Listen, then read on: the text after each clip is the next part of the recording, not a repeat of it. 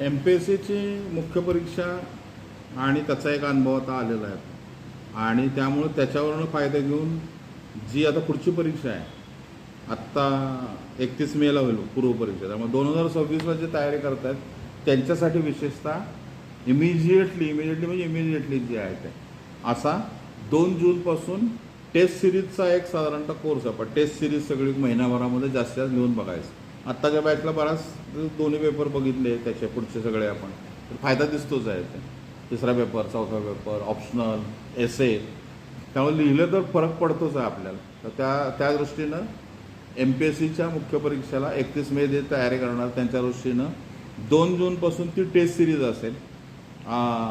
रिझल्टच्या आत शक्यतो ते सगळं लिहून बघायचं, रिझल्ट नंतर परत आणखी लिहायचं, असे ते एक महिनाभराचं प्लॅन आहे.